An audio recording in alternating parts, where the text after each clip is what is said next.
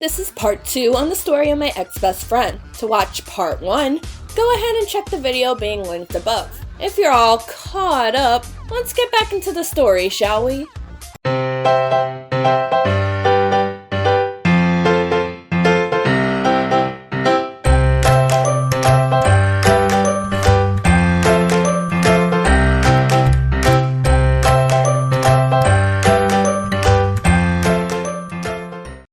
So Ronnie comes over my house bearing the holy grail that is pizza.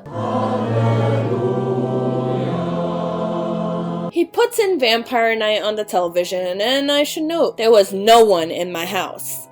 Just us two. My parents were in PA unpacking most of our stuff for our big move, leaving me in Jersey alone. So he takes a seat on the recliner, and I sat at the edge of the couch, ready to feast on some pizza. Nom nom. It starts and things are normal. We laugh, chat about what we liked and didn't like about the anime, so on and so forth. I keep trying to think of how to bring this conversation up, but this dude was so into the anime it was hard to break the convo to turn it around about his relationship. We are so close to the end with 3 episodes left. I look at the clock to realize we have to meet up with Anne and the others at the park in about 30 minutes. I need to bring up the convo now. As the credits roll, I decide to just bring it up. So, how's your relationship with Anne going? He pauses, followed by saying, "It's cool, I guess." I guess? He takes another long pause. She's a little needy. Needy, huh? She's just not easy to sit back and talk to, so I haven't really been around much. Well, you're kinda her first real deal boyfriend, so I'm not completely over my ex. He stammers through that sentence. Oh, geez. I don't like the look that he has on his face. The next episode played and things went back to normal. He chatted away smiling in my direction and acting totally different than when he was with Anne. I didn't know what to expect from him. The 30 minutes pass, I'm getting into the anime as well when Anne messages me. "Where are you guys?" Sorry, got caught up in the anime. I'll tell him we will get going. Hurry up! You know you were supposed to be here already. I know, I'm sorry. He's my boyfriend. I know. I'm sorry, I talked to him. I'll tell you the deets later. Okay, now get here. I pushed my phone to the side to see Ronnie was ready for the next episode. Ronnie, we gotta get going. Anna's blowing up my phone. She's mad pissed off that we aren't there yet. But there are only 2 episodes left. I know, it sucks, but she's mad, we have to go. Tell her we got stuck in traffic. In town? She wouldn't believe that. He looked so defeated, his eyes displayed that he didn't want to go. Just say your phone died. Ronnie. He sits, not moving an inch, staring at the TV. 15 minutes go by of me trying to persuade him to go when Anne's sister Annie called me. Yes, they're twins, by the way. Pinkley, where are you? I'm trying to leave. Ronnie doesn't want to leave. You know how Anne feels about this situation. She's crying over here. I know how she feels. I'm trying to get him to go. Tell him to go now. I don't know what the problem is. Why do you want to keep him to yourself? What the frick? No, I've been pleading with him for the past 15 minutes to leave. Stop being a crap best friend and get to the park in the next 10 minutes. Oh my god. You do a girl a favor and then she blows up on you. I was pissed they were suspecting me of something. I turn the TV off and say to Ronnie, I'm sorry. Annie is cursing me out now. They think something between us is happening. We gotta go. Letting out a grunt and shaking his head, he gets up ready to follow me out the door. You think she trusts her best friend more? That sentence stabbed me like a knife and I followed him out ready to get chewed out some more. I can't be in a relationship like this. My face fell. I knew what was coming next and I was absolutely dreading it. We pulled up to the park to see Anne and Annie waiting there with some of our friends who wanted to spend time with us before we left. Ronnie headed straight to Anne before he could even breathe. She starts crying huge tears as if she knew what was coming. He looked clearly uncomfortable. He sat there trying to calm her down as I walked off to the side with Annie trailing close behind me. What was that all about? I roll my eyes, getting ready to just let me have it. Time goes on and finally Anne and Ronnie come back to the group. Holding hands? He has this awkward smile on his face as she came up to me. Sorry, we made up. I'm sorry I yelled at you. She goes to join our other friends as Ronnie passed by me. I didn't have the heart to do it. Maybe things will get better. I simply just nod, happy to avoid another disaster that night. The week came to a close and it was time for Anne and I to head out to Pennsylvania. Everyone said their tearful goodbyes except Penny, who was still ghosting us at the time. As we got in the car ready to go, Anne turns to me and says, "I'm so happy it's you, Pinkley. I couldn't see myself having a better friend than you by my side through this." Crying, we make our journey to the next state over. The first 2 weeks were great. We made s'mores, went back to our favorite hobby of making dumb videos, and talking like we always used to. Things felt great. Each night she'd spend an hour in the spare room alone to talk to Ronnie. We both had our own hobby to ourselves. She would be obsessed with texting on her phone, and I would be on my computer playing games and talking to the online friends that I had. School was about to begin, and as soon as we went for our welcome ceremony, Anne glued herself to my side. She wouldn't talk to anyone else or even attempt to. That's when I started to talk to this disaster of a person. Find out more about this dude in my Heartbreaks Volume 2, linked above to fill in the gaps to the story here. Anne was introduced to his friends, who Anne joined in on, and we were a group. Even though she started talking to these people and befriending them, she would always state to me, "They aren't our friends from Jersey. No one can replace them." I know that, but we can always welcome in new friends. She hated that idea, and every time we'd hang out with them, she would repeat herself, "They aren't our friends from Jersey." It seemed like she was starting to slip from herself.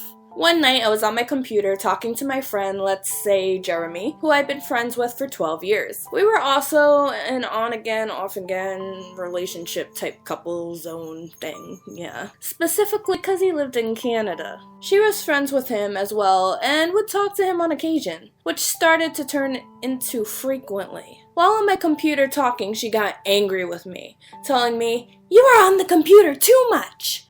Every minute she wanted me to entertain her. She couldn't drive, so I was her chauffeur, and that left her in the house unless I was leaving. I wasn't used to having a roommate, and I also wanted my own time. She would get pissed about this, go into the next room and rant to Ronnie about how much of a crap person I was, that I was changing, that I was meeting all new friends and replacing everybody.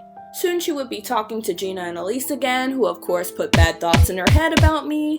Our relationship was getting rocky. Soon she was blasting me to Jeremy, who told me she had a problem and we should talk. We did, and I thought our problems got better. She said she was just missing home and her boyfriend Ronnie. Soon I started dating Melvin, to the dismay of my on and off again friend Jeremy. This had Jeremy and Anne on the phone bashing me at all hours of the night. I started to feel like a victim of bullying in my own room. She would giggle, look at me, then turn over in her bed, continuing to type away on her phone. While out and about, Melvin, Anne, and I ran into a guy we shall call Rowan. Rowan was playing guitar on the stairs, and he immediately became smitten with Anne. He was very good looking, was from Russia, claimed he was an ambulance driver, and had a lot of money even though he never worked, and showered Anne with all these expensive gifts and dinners. Anne would go on dates with him while still in a relationship with Ronnie back home, even to the point where Rowan came over to my house and they were making out on the bed next to me. She left with him at all hours of the night and wouldn't come back till 5 in the morning. She'd stomp her way through the house and wake my parents, made sure to throw her clothes and shoes around and make a lot of noise so I'd wake up. When I did, she'd have this smile on her face. "Oh, you're awake! I have to tell you all about my day." After a while, she finally turns and says, "I need to end things with Ronnie before things get serious with Rowan." She begins to bawl on her bed, not wanting to do it, but she finally does. She comes crying to me and I comfort her, making her s'mores and staying up all night to let her vent.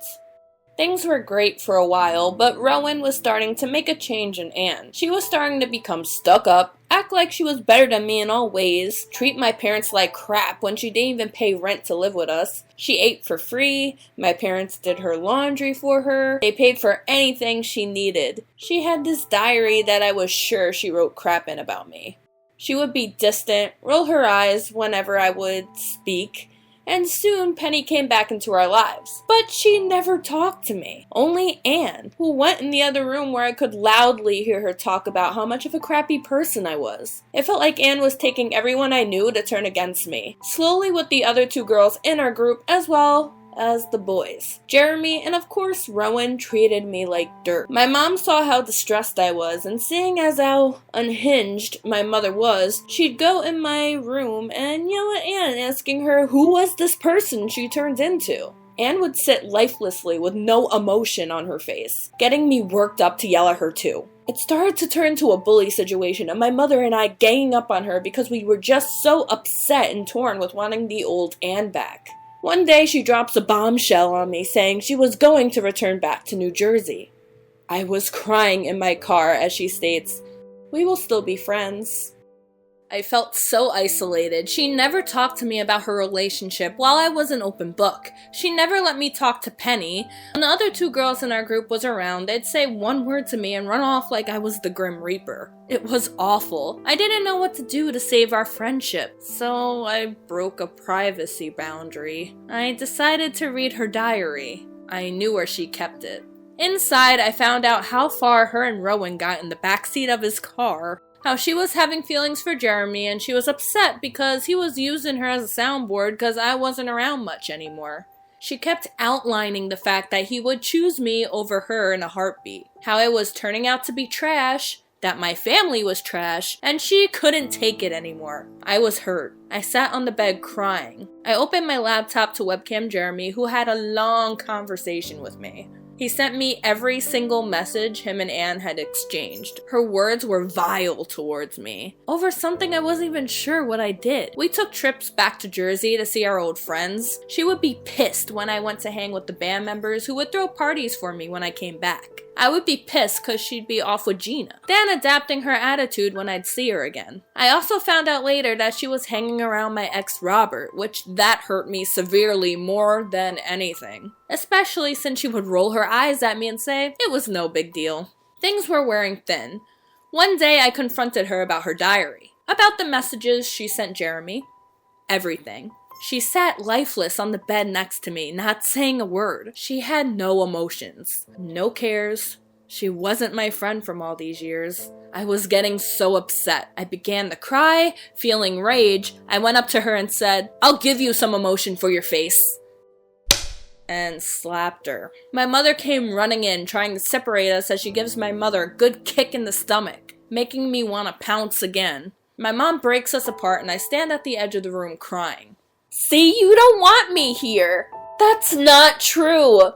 Immediately, she gets on the phone with Rowan, grabbing bags and throwing her stuff in them. Rowan runs into my house, watching me like a hawk. He then starts to point his finger at my mom and me. "You guys are strangers, you know, Anne. You guys were only dating for 3 months. I known her for 5 years. Exasperated, I watched as she hauls her stuff down to Rowan's car and zooms out of my life. She avoids me every class. Had Rowan act as her bodyguard. She has the 2 girls avoid me as well. I'm all alone with only Melvin at my side. Soon she disappears from our college completely, heading back to Jersey with Rowan to continue school there. I switched schools to an art school as well, meeting new people and friends. But because of all this mess, I had a hard time letting people in. Penny sent me a happy birthday message, then soon blocked me afterwards. Probably because Anne found out. I lost 2 of my best friends. Now, whenever I make friends, I'm always careful to let them in because I never want to feel pain like that again. And that's the end to my ex-best friend story. We both clearly had faults in the relationship. We both did things that were not tolerable. I sincerely apologize on my side. It was wrong to gang up and bully, especially hit her. I let my emotions guide me way too much back then. Please don't ever let your friendships get this way. No, we haven't talked at all since. All I have to say to Anne is that I hope she is happy, that she was able to complete her writing degree, and that I hold the happy memories very close. I don't harbor any ill will or bad feelings towards her. Just hurt when I look back. All I feel is hurt. Not anger or hatred, just hurt. I'm always open to talk again and really do hope she is shining today. But that's all I got for you guys this time. Want to hear more personal stories about my life? Leave a like below, let me know. Also, drop a comment. Have any ideas on what topic you want my life story to be about next? Maybe I'll do it. Let me know in the comments below. Also, don't forget to subscribe. It really helps me out in keeping this channel alive and going strong. So thank you to all my subscribers, whether you come for my Disney stories, Steven Universe videos, or my personal stories. Thank you for giving all my content a chance. Love you guys, and can't wait to see you in the next video. Bye-bye!